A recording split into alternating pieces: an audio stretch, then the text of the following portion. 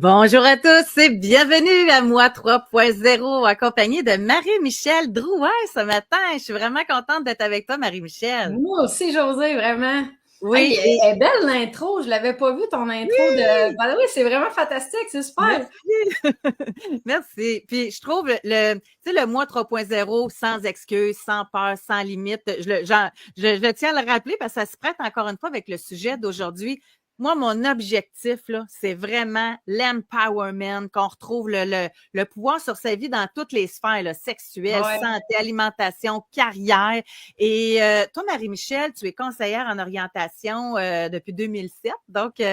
tu as vraiment beaucoup d'expérience dans le domaine auprès de tout genre de clientèle. Là, tu focuses particulièrement sur les adultes, les jeunes adultes. Et aujourd'hui, je trouve tellement que le thème est pertinent pour justement le mois 3.0. Puis, si jamais ça vous tente de participer dans le chat, ceux qui sont connectés en direct, vous pouvez le faire via notre chaîne YouTube. Je sais qu'il y en a beaucoup également qui commentent sur Patreon, mais si vous êtes là présentement sur le Patreon et que vous voulez commenter, allez sur le lien YouTube que vous avez. Je vais pouvoir voir votre commentaire sur Patreon. Je le vois juste à la fin. Donc, Fait que tu fais du voilà. multitâche dans le fond pendant ton podcast. Et aujourd'hui, on veut parler de l'épuisement professionnel. Puis Oui. on va juste mettre quelque chose très au clair. On parle pas de dépression. On veut Non. vraiment faire la différence parce que c'est pas pareil, hein, Marie-Michel. Faut Ben, c'est parce vraiment. que souvent, les deux peuvent aller de pair, mais on va essayer de se concentrer vraiment sur les symptômes d'épuisement professionnel, comment ça se présente, c'est qu'est-ce qui peut le causer, puis c'est quoi les choses qu'on peut mettre en place, parce que là, si on tombe dans la dépression, on tombe dans quelque chose de plus profond, puis souvent qui va demander un soutien psychologique aussi. Ben, Oui. l'épuisement aussi, remarque, là, mais c'est comme un autre sujet, mais en même temps, ça va souvent ensemble, comme l'anxiété aussi qui peut arriver en ligne de mire, là, soit l'anxiété généralisée, l'anxiété sociale, qui va souvent être aussi en concomitance, là. Parce qu'il y a beaucoup de questions à se poser, puis on va y arriver, parce que j'ai des petites statistiques. Moi, j'aime ça commencer en mettant la table comme il faut, parce que des fois, tu penses que c'est ton travail qui t'est écœuré, mais c'est peut-être du conjoint. Puis là, tu Oui. transportes ça à ton travail, puis tu sais, on va essayer de démêler les choses aussi. Mais bon, j'ai mes petites notes. C'est pas Vas-y. rien, là. Ça touche du monde, notre sujet d'aujourd'hui. Oui, beaucoup. Selon un sondage léger qui date de 2023, fait que, tu sais, ça n'a pas viré de bord là, en 2 ans, là. On peut juste avoir inventé. Ouais, d'après moi, oui. Là, c'est Oui. un travailleur canadien sur 3 qui rapporte se sentir épuisé émotionnellement au travail. On dit que c'est 50% des arrêts de travail qui sont liés à des troubles d'épuisement professionnel. Tu sais, il y a les maux de Oui. dos, là, il y a le physique, mais c'est vraiment, imagine qu'est-ce que ça coûte à l'employeur, qu'est-ce que ça change dans une vie pour un travailleur aussi. Donc, fait qu'on dit que c'est un sentiment de fatigue intense, une baisse d'efficacité professionnelle, un cynisme ou un détachement vis-à-vis de son Oui. travail. Toi, comme conseillère en orientation, moi, j'aime la phrase. Quand on vit ça, un burn-out, là, puis que les gens arrivent dans ton bureau, ils se disent-tu, je vais recommencer à zéro, je vais changer de carrière, ou c'est qu'est-ce que j'ai à comprendre de ce que je vis? Il y a tellement, je vais te donner plusieurs exemples pour te faire sourire parce que les gens ils arrivent pas tout le temps au clair avec ce qu'ils vivent. Ils arrivent avec un besoin de faire un changement, mais ils savent pas des fois c'est quoi. Des fois, il y en a qui sont même pas au courant qu'ils sont en train de faire un burn-out. Puis je vais te donner un exemple, là, ça va être des gens, des fois, qui arrivent en hyper stimulation. Ils ont le cerveau reptilien en hyper vigilance, là. Puis là, ils sont, moi, je les appelle grounded sur le 220, là. Oui, oui, Ils oui. sont pas capables de mettre un mot sur rien. Ils sautent du coq à l'âne. Puis là, ils disent que leur travail, ça va plus. Puis là, tu essaies de les questionner. Tu as de la misère à avoir des réponses tellement sont surstimulés. Fait que là, tu vois les signes de l'épuisement arriver là, dans ce temps-là. Ça en est un signe. Puis là, quand on essaye de voir qu'est-ce qui se passe, ben là, il y a beaucoup d'enjeux au travail, il y a beaucoup d'enjeux relationnels, il y a beaucoup des fois d'enjeux avec la famille. Puis là, souvent, le meilleur conseil à donner, c'est là, il faut que tu te reposes, faut que tu décompresses un peu pour que la tension diminue. Puis là, des fois, ils reviennent après ça, puis ils disent, c'est vrai, t'avais raison, j'étais en épuisement, je suis allée voir mon médecin. Puis là, ils reviennent, puis là, en se disant, ben là, c'est le temps de me réorienter. Parce que là, ils prennent des cours de yoga, ils s'inscrivent à des cours d'anglais, ils s'inscrivent à des cours de développement personnel. Puis là, moi, je vais te faire rire, mais souvent, je les regarde et je dis, OK, faut que tu sois même productive dans ton épuisement. Ah, c'est bon. Fait que là, souvent, les gens font, ben non, là, c'est le temps de te reposer. Ta batterie est finie, là. Tes passes, c'est douette, là. Tu sais, là, c'est de la surstimulation. Là, faut que tu arrêtes. Parce que c'est pas quand on est dans des états comme ça qu'on est capable de bien évaluer une situation, là. Puis souvent, ça, c'est des épuisements par surcharge. Tu sais, la personne, elle s'est rendue trop loin. D'ailleurs, José, est-ce que tu crois qu'il y a juste les gens qui n'aiment pas leur travail qui s'épuisent? Non, je pense pas. Il y a beaucoup de gens qui tombent en épuisement professionnel parce qu'ils aiment beaucoup trop leur travail et ils ne voient pas leurs limites. Tu sais, c'est des gens qui vont prendre énormément, les patrons vont donner des tâches, ils vont en prendre. Les travailleurs autonomes aussi sont plus fragiles à ça. Tu sais, d'en prendre plus, d'en prendre plus, d'en prendre plus, puis pas se voir aller, puis à un moment donné, c'est là que la surcharge embarque, puis là, ils produisent encore plus, mais là, ils sont en train de s'épuiser. Y a-tu aussi, là, on tombe dans la psychologie, là, mais il y a le C'est de la profil. psycho, l'orientation, hein? Oui, ben c'est ça. Le profil là, de ceux qui aiment leur travail, puis parce qu'il y a une différence aussi. Quand tu n'aimes pas ton travail, il me semble qu'on comprend plus facilement qu'à un moment donné, tu n'es plus capable, puis Mais les tu gens, te ils lèves le vont matin, ça ne te tente pas, tu sais, ouais. tout ça. Mais quand tu aimes ton travail, est-ce qu'il y a une partie de ces gens-là qui vivent une insécurité? Ils aiment tellement leur travail qu'ils ne veulent pas le perdre, fait qu'ils en donnent, ils ne sont pas capables de Il dire y en non? a que oui. Oui, il y en a que oui, puis il y en a que c'est vraiment par passion, mais qui ne voient pas leur corps aller. Ils ne voient pas les signaux que le corps indique. Moi, je l'ai déjà vécu, OK? Par passion, là, puis par trop, puis pour refuser, puis en prendre trop, puis à un moment donné, tu te réveilles un matin, puis tu essaies de lever tes couvertes de ton lit et ton corps ne te suit pas. Et dis-moi, c'est désolé, mais je reste couché et tu refermes les draps. Ça, tu dis, là, tu viens de passer une limite, là, mais c'est de la fatigue. Tu sais, c'est pas, j'aime pas mon travail, c'est pas, faut changer de carrière, c'est, t'as poussé ton corps à sa limite, puis le corps veut plus. Fait que là, dans ce temps-là, il faut recharger les batteries. Fait que c'est pas le même genre d'épuisement qu'il y a quelqu'un qui s'épuise parce qu'il est pas, il veut pas déplaire, il va tout le temps dire oui à son patron, il vit de l'insécurité, il veut pas manquer d'argent. Là, il se voit pas aller, mais en plus, il y a de l'insécurité qui embarque. Fait qu'il dit pas non. Puis là, il va nous dire dans notre bureau, dans nos bureaux, ouais, mais là, je peux pas arrêter, là, mes collègues seront pas capables de fournir, je peux pas faire ça à mes collègues, puis ils se voient plus aller. Puis, t'en as-tu des cadres, des patrons, des chefs d'entreprise qui vivent Ah ça? oui, Eux autres, beaucoup. ils peuvent pas arrêter parce qu'ils sont plus là, c'est leur entreprise. Fait que ça doit être un cercle vicieux aussi. Ça, là, je pense qu'on n'en parle pas assez des propriétaires d'entreprise, des entrepreneurs qui vivent de la détresse psychologique. On a plus tendance à parler des employés, mais les employeurs, les patrons, les dirigeants, les travailleurs autonomes, ils en portent gros sur leurs épaules et ils ont souvent très peu de soutien. Ça, on aurait intérêt à plus sensibiliser les gens à ça et les entrepreneurs à aller chercher de l'aide aussi. Puis, mettons qu'on y va concrètement, là. Oui. Les signaux d'alerte, c'est quoi? Qu'est-ce qu'il faudrait être attentif, là? Ben, les signaux, tu sais, les signaux peuvent être variables pour chaque cas, là, je te dirais. Tu sais, il y en a qui vont te dire, tu sais, parce que tu peux avoir de l'épuisement par une surcharge, tu peux avoir de l'épuisement par ennui aussi. Il y en a qui vont s'épuiser par ennui. Ils ont plus de plaisir à faire ce qu'ils font. T'as-tu déjà vécu ça un moment où côtoyer des gens qui te disent, semble j'ai le goût de rien. Ouais. Tu sais, ah, je vais aller promener le chien, ça me tente pas. Ah, faut que je fasse ce mandat-là, ça me tente pas. Tu sais, là, c'est comme, on appelle ça la langueur. C'est comme t'es dans un bout, c'est bof.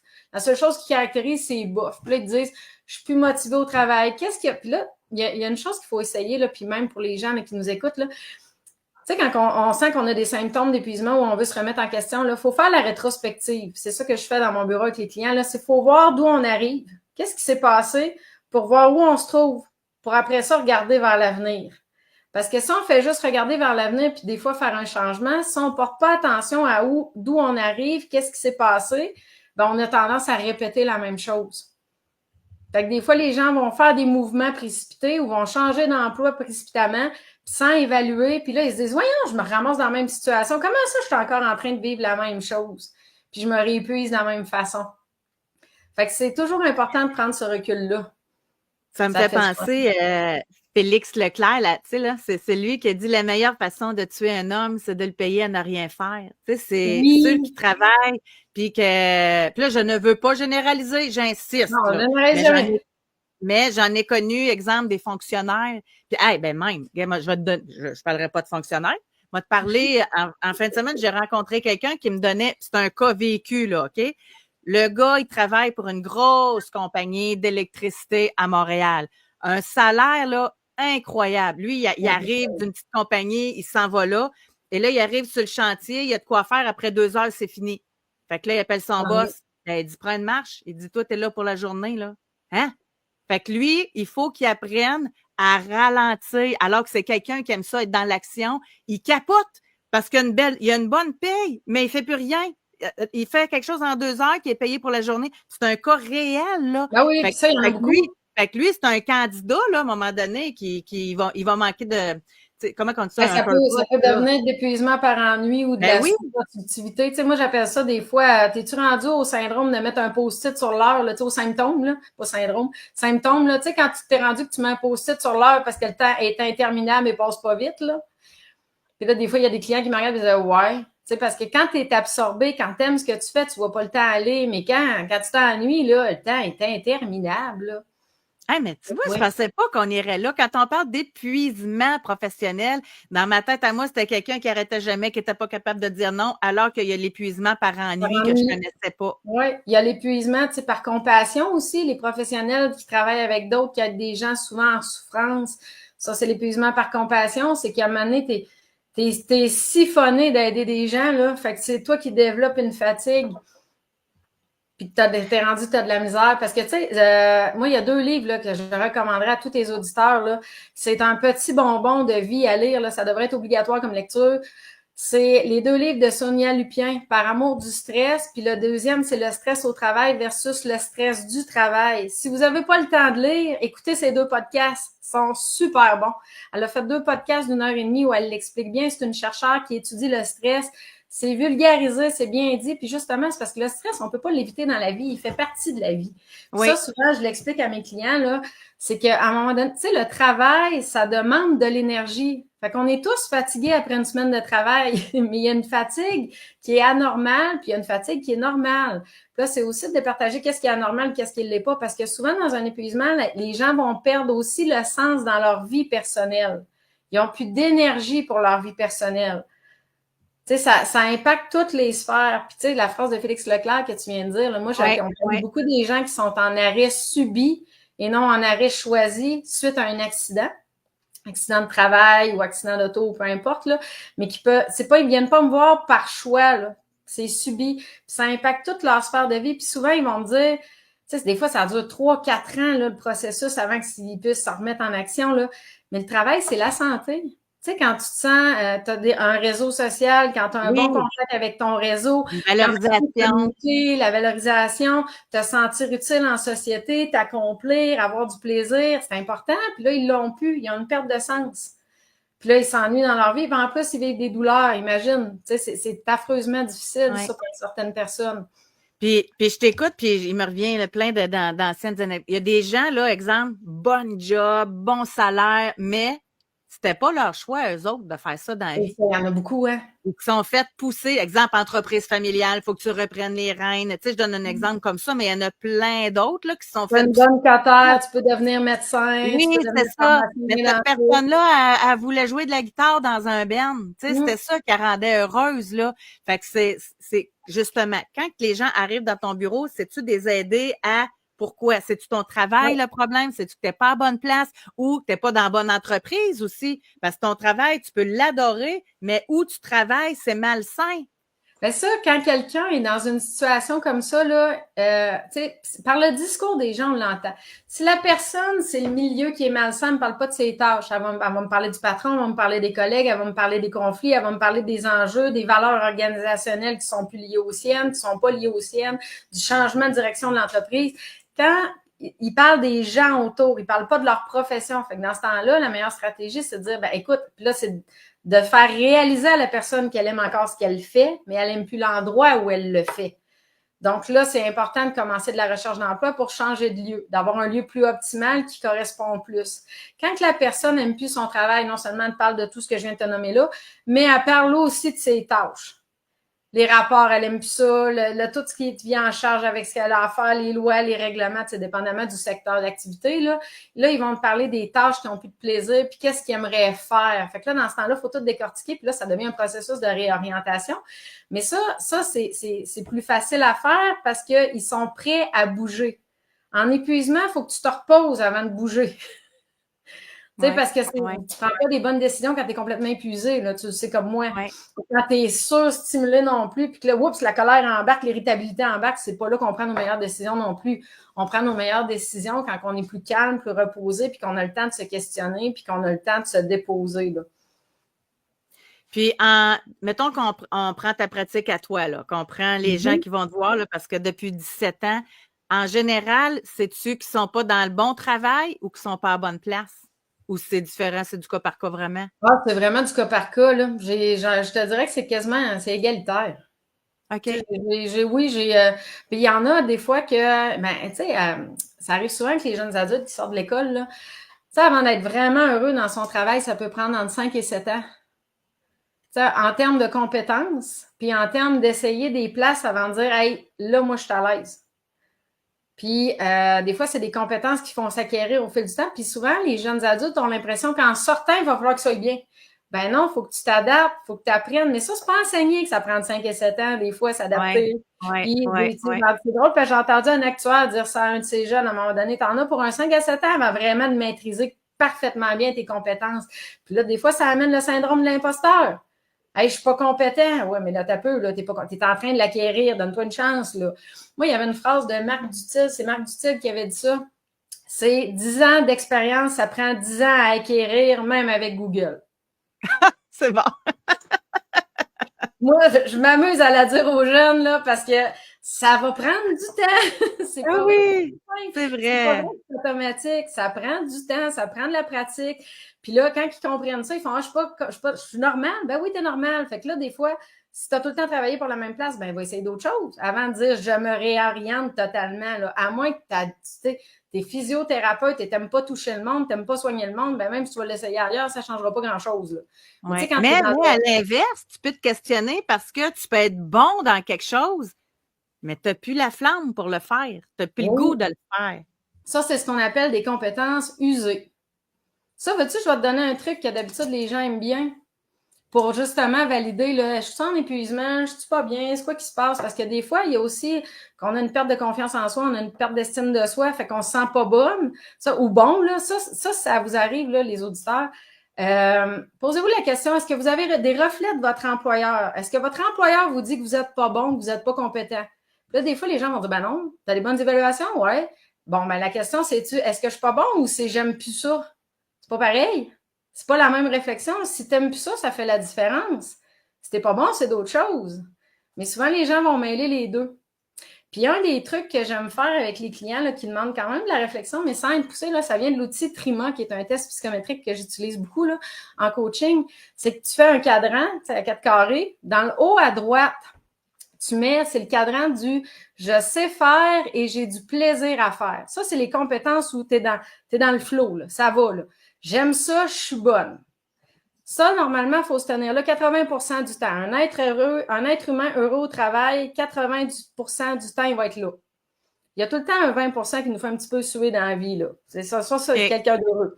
L'autre cadran, en haut, là, ça, c'est à droite, ça, c'est à gauche. À gauche, la misère avec ma gauche, Je ma te droite. comprends. Je te C'est un comprends. running gag là, pour une conseillère d'orientation. Je ne suis pas le sens d'orientation non plus. Là. Mais c'est en haut à gauche, c'est je sais faire, mais je n'ai plus de plaisir à faire. Ça, c'est les compétences usées. Tu sais, moi, je suis bien bonne de faire des CV, là. Mais fais-moi pas faire ça en semaine longue, là. C'est sûr, je vais m'ennuyer, là. Fait que je suis bonne, je suis compétente, mais j'ai plus de fun. Fait que c'est des compétences en déclin. Fait que si tu restes tout le temps là, à un moment donné, tu vas être sujet à l'épuisement. En bas à droite, c'est le cadran de je sais pas faire, mais j'ai envie d'apprendre. Fait que là, c'est la zone de stimulation. Fait que tu sais, des fois, quand on a un employé qui commence à s'ennuyer, là, puis qui est dans le bore-out, là, qui est en train de tomber dans l'épuisement par ennui, des fois, c'est le temps d'aller voir là, qu'est-ce que tu aimerais faire de plus pour que je puisse t'aider à t'actualiser puis tu retrouves du plaisir au travail. Puis là, ben, ça fidélise les employés aussi. Tu as l'angle mort qui est en bas à gauche. Je sais pas faire et je serai jamais bonne, ça m'intéresse pas. Ça, quand on a des gens, là, qui, des fois, ils sont promus dans une organisation, Oui. qui deviennent très incompétents, là, alors qu'ils étaient super bons puis qu'on les fait monter, c'est souvent qu'ils se ramassent dans ce cadran-là. C'est des compétences tout autres qui leur sont demandées comme gestionnaires et ils sont pas bons là-dedans, ils n'ont pas d'intérêt là-dedans. Fait que là, on ramasse des gens en épuisement. Ils sont vraiment en déclin. C'est le C'est un principe. peu le principe de Peter, là. Tu sais, Exactement. t'avances pour atteindre ton niveau d'incompétence. Tu sais, je prends l'exemple de l'électricien, exemple de tantôt. Lui, il est bon en électricité, il est super bon. Il Mais a fait des rapports à journée longue. chargé de projet, là, il est pas là, lui. Il aime ça être sur le terrain, il est pas en haut là, pour C'est les ça. papiers, la paperasse, puis tout ça. Là. C'est ça. Fait que c'est un excellent employé qu'on a envie de promouvoir, tu sais, de lui donner une chance de monter. Puis lui, ben, rendu là, il est vraiment pas bien, puis il est pas bon, puis il se sent pas compétent, puis les doutes de lui, puis là, on peut tomber dans une spin infernale. Fait que, tu sais, ça, là, dans tout ce qu'on nomme là, l'important, c'est de prendre le temps de s'arrêter et de s'écouter. Parce qu'il y a différentes formes qui, tu sais, qui fait qu'on se remet en question, mais les gens sont beaucoup dans une recherche de solutions rapides. Faut que ça change rapidement. Puis la vie, malheureusement, des fois, elle change pas rapidement. Puis il faut prendre le temps de se déposer, prendre le temps d'analyser. Je sais pas si tu es d'accord avec moi, là, qu'on constate beaucoup ça actuellement, là. Tu sais, la recherche de solutions magiques et efficaces et rapides, là. Mais ça demande un temps de réflexion. Moi, c'est fréquent dans mon bureau. Faut que je recorde tout de suite en partant. Mon rôle, ma profession, c'est une profession du domaine de la relation d'aide d'abord avant tout. Je fais pas de la magie, je scanne pas les cerveaux, je prédis pas l'avenir, malheureusement, et ça peut pas se régler en une rencontre quand on tombe dans des réflexions comme ça.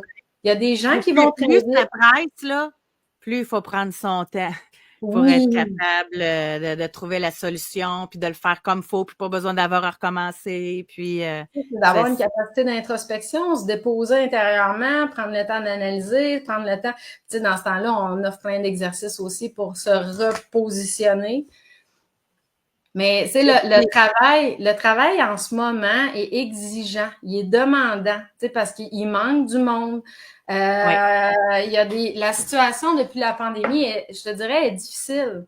Tu sais, autant psychologiquement que, tu sais, on n'a pas relevé de ça. Il y a des enjeux économiques, les gens sont fatigués, se remettent beaucoup en question. En tout cas, moi, je le vois beaucoup dans mon bureau. Puis quand c'est un exemple, là, parce qu'on est porté à penser conseillère en orientation, c'est pour un jeune à partir de secondaire 4, ça demande qu'est-ce qu'il veut faire dans la vie. Mais c'est loin de ça. Tu sais, tu me disais avant qu'on se connecte tantôt pour le podcast que t'en as 65 ans, là. Tu sais, c'est vraiment à tout âge qu'il y a des gens qui se remettent en question. Puis, plus que les gens sont avec de l'expérience sur le marché du travail, c'est plus facile de travailler avec des gens qui savent ce qu'ils n'aiment pas, parce que quand tu es jeune, tu sais pas ce que tu n'aimes pas nécessairement, tu sais ce que tu aimerais peut-être faire, mais là, tu as de l'expérience, tu sais ce que tu n'aimes pas, mais là, tu te cherches. Qu'est-ce que je pourrais faire d'autre que ce que j'ai fait toute ma vie jusqu'à maintenant? Comment tu travailles ça? Hey, c'est des enjeux différents parce qu'un jeune, on va l'aider dans le développement de sa connaissance de lui parce qu'il est à la base, il faut qu'il essaye des choses, on lui apprend. Un adulte sait beaucoup plus qu'est-ce qu'il aime et ce qu'il aime plus, mais des fois, c'est encore flou. Des fois, les gens ils vont me dire, je sais même plus qui je suis. Je sais plus c'est quoi mon identité professionnelle, tu sais, parce qu'ils ont vécu des chocs, ils ont vécu des événements ou trop d'échecs ou il y a tellement, fait qu'il faut vraiment, moi, je m'amuse tout le temps à dire, je vais te repartir de la base. On va repartir comme si tu avais 18 ans. Tu sais, pour refaire la base. C'est quoi que t'aimes? C'est quoi tes intérêts? C'est quoi tes valeurs les plus importantes? C'est quoi tes aptitudes? C'est quoi tes besoins face à un emploi? Fait qu'il faut vraiment repartir de la base parce que ça, à partir de là, une fois que c'est plus clair, ça facilite l'exploration des idées pour arriver à prendre une décision éclairée. Sauf que les gens, souvent, ils arrivent puis ils veulent déjà prendre une décision. Oui. On peut pas prendre une décision quand il nous manque plein de morceaux de casse-tête. Marie-Michel, je vais te lire un message parce que dans notre groupe privé, parmi ceux qui sont abonnés là, de niveau 2 et de niveau 3, on a un groupe privé où on échange. Puis on a Manon qui a écrit la question parce que j'avais demandé avez-vous déjà vécu un gros épuisement? Comment vous l'avez traversé? Puis elle dit j'ai vécu un épuisement il y a quelques mois, j'ai dû consulter. Mais, gars, tu sais, quand ça me fait penser tantôt quand tu disais qu'il y en a qui s'épuisent même dans leur loisir, tu sais. Elle dit, je m'étais beaucoup donné bénévolement dans un organisme, tête baissée, j'ai tout donné pour la cause jusqu'au jour où tout était rendu lourd. Et avec l'aide nécessaire, j'ai dû réévaluer mes choix, mes priorités. Pas facile pour quelqu'un qui aime tout donner. C'est un travail constant, mais puisque maintenant j'ai appris à ralentir, observer, choisir, mes décisions sont beaucoup plus faciles. On dirait quasiment que t'es écouté. C'est un peu tout ça que tu disais tantôt. C'est ça quand on aide les gens, c'est leur apprendre à ralentir. C'est ralentir, il faut se déposer. C'est pas dans l'agitation qu'on trouve ces réponses. Puis là, il y a des gens qui me connaissent qui vont probablement écouter ça, qui vont partir à rire parce que je suis une des personnes qui doit le pratiquer le plus au monde. Là. Fait que je l'enseigne très bien, mais ça fait partie de mes défis personnels aussi. Oui. Moi, je suis pas une candidate pour te parce que pas parce que j'adore ce que je fais, mais moi, je suis pas capable de ralentir. Ouais, c'est ça. Moi aussi, j'ai de la misère. C'est un apprentissage que j'ai beaucoup de... Ouais. Mais c'est pas... Mais tu sais, je suis capable de ralentir quand il s'agit de choisir. Ça, je le sais comment le faire. Parce que c'est pas... Des fois, on a des bonnes décisions par instinct, puis c'est correct. Mais tu sais, il y a des décisions qui demandent d'être posées. Comme quand on se réoriente, là, c'est pas vrai que c'est facile. Tu sais, quand tu as une maison, tu as un conjoint, des enfants, c'est un travail d'équipe, là. Puis des fois, je vais dire aux gens, OK, puis tu sais, OK, tu remontes la pente, tu sors de ton épuisement, tu veux te réorienter parce que c'était un peu ça le sujet, c'est des fois, est-ce que j'analyse puis je change d'emploi ou des fois, il faut vraiment changer de profession. Mais quand tu changes de profession, là, ben, il y a des gains puis il y a des pertes dans la prise de décision. Tu gagnes quelque chose, tu perds quelque chose. D'ailleurs, ça, c'est un bon truc, là. Au lieu d'y aller avec les pour et les contre, moi, je préfère gain-perte. Tu vas gagner quelque chose dans ton mouvement, mais tu vas perdre des choses aussi. Alors, c'est quoi les gains, c'est quoi les pertes? Puis quand c'est une vie de couple, ben c'est important que le partenaire embarque. Parce que si le partenaire de vie dit non, non, non, non, non, non, non, moi, c'est bien beau si tu retournes à l'école, mais moi, je veux pas que notre rythme de vie financier change, je veux pas que ça change, je veux pas que ça change. Puis là, ben, c'est impossible. Ça va changer parce que là, tu peux plus être la super conjoint. Là, tu deviens un étudiant, le rythme de vie va diminuer. Fait que c'est un travail d'équipe. Fait que des fois, il faut le planifier. C'est pas parce que le mouvement se fait pas tout de suite qu'il est impossible. Des fois, il vaut mieux attendre 1 an, puis qu'il soit bien planifié avant de bouger. Puis quand on bouge, on a les reins solides. Là, puis on dit, OK, j'y vais, je suis prête, puis les décisions sont prises de façon cohérente et structurée et bien analysée plutôt qu'un saut dans le vide. Mais ça, encore là, ça va dépendre des types de personnalités parce que tu as des gens qui sautent dans le vide, puis tu as des gens qui analysent trop, qu'à un moment donné, il faut y pousser pour qu'ils bougent. Mais en même temps, l'exemple que tu viens de donner, ça doit être difficile dans toutes les sphères. Parce que si toi, tu n'es plus heureux dans ton travail, ton conjoint n'est pas d'accord à ce que tu te réorientes parce qu'il veut gagner le même rythme de vie, là, tu remets en question ton conjoint, coudonc, il veut-tu que je sois heureuse ou il veut que je continue de rapporter de l'argent à la maison? Et ça doit bousculer plus que ton réorientation, là. C'est pour ça que je dis, tu sais, l'orientation, ça touche toutes les sphères de la vie. Pour que ce soit un choix scolaire, un choix de réorientation, ça impacte toutes les sphères. Fait que notre profession est vraiment pas juste centrée sur des choix de programmes scolaires, là. Ouais.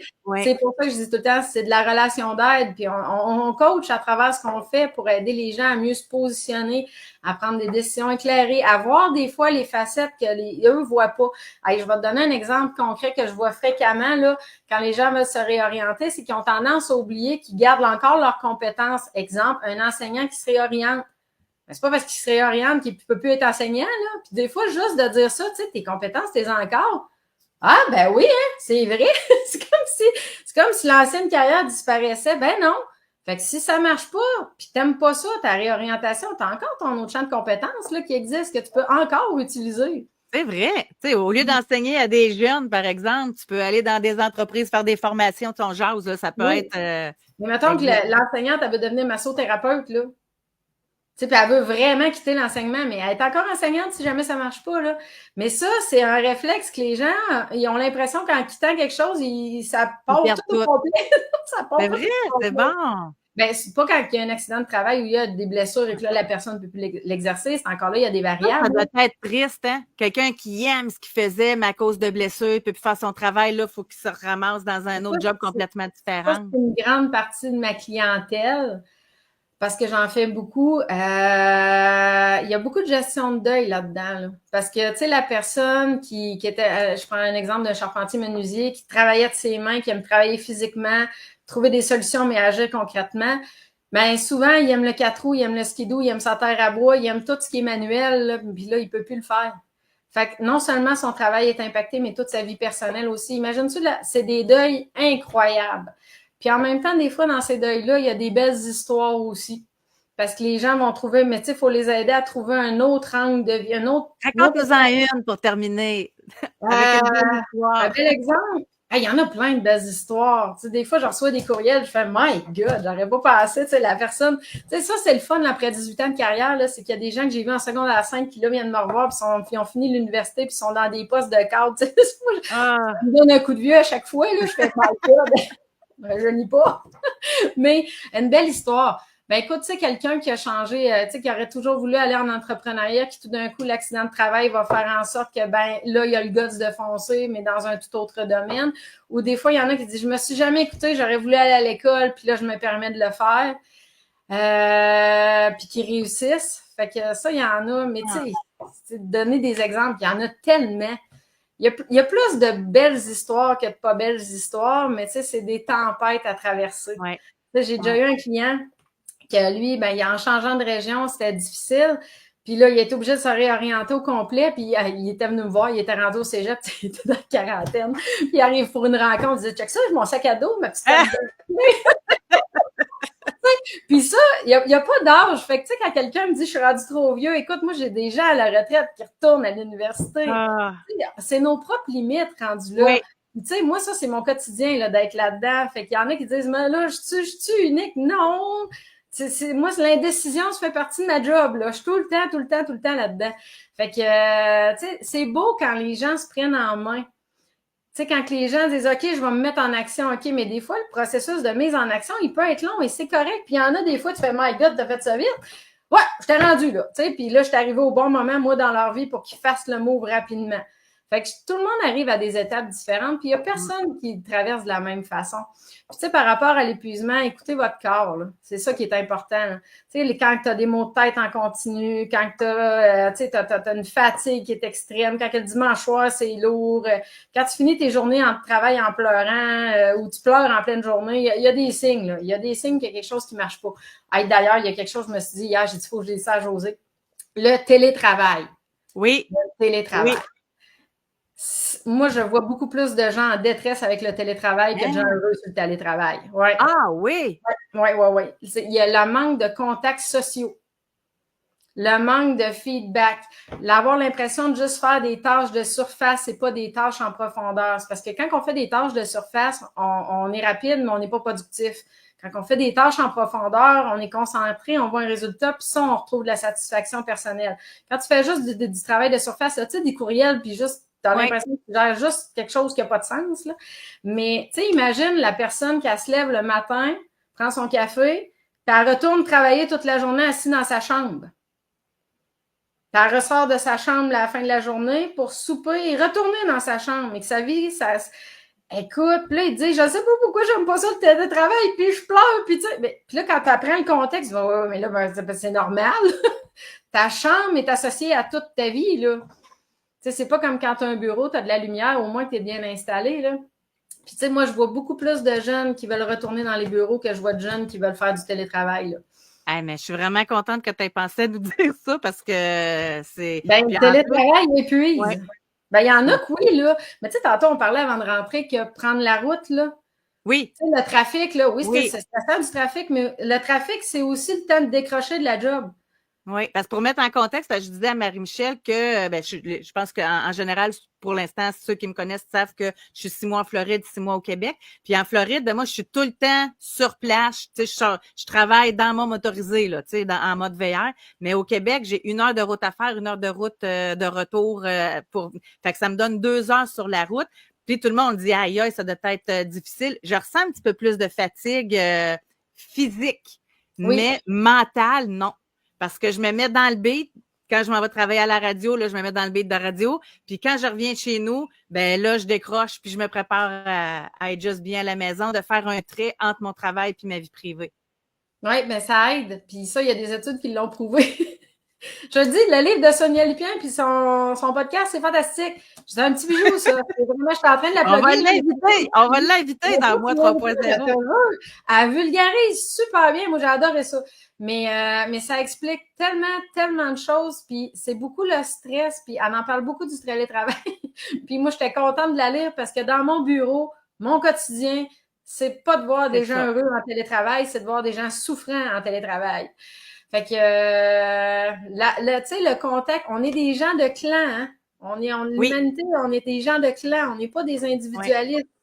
Puis dans la pandémie, on a appris que notre clan, ben les membres de notre clan pouvaient nous tuer. Fait que, tu sais, on est resté avec un relent de la peur de l'autre, mais c'est l'autre, c'est avec l'autre qu'on se construit, c'est en relation qu'on se construit. Ouais.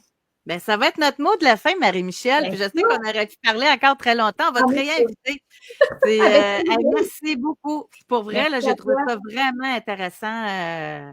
Je suis certaine que ça va aider des gens. Ben, écoute, donc, il y a des gens qui veulent entrer en contact avec toi là, sur ta page Facebook, Marie-Michel Drouin. Oui, ma page Facebook professionnelle, Marie-Michel Drouin, conseillère d'orientation, ou via courriel, puis ça, on peut le retrouver sur mon site web, marie-micheldrouin.com. En raison de mon horaire de travail, c'est impossible pour moi de retourner des appels. Fait que la prise de rendez-vous se fait que par courriel ou par ma page Facebook professionnelle. Excellent. Fait qu'on va mettre tes coordonnées dans notre infolettre qu'on va donner à nos abonnés. Fait que si ils ont besoin, ils vont pouvoir te retrouver. Merci d'avoir été là, Marie-Michel. Merci à vous d'être en direct et merci à ceux qui sont en rediffusion. Salut, bye bye!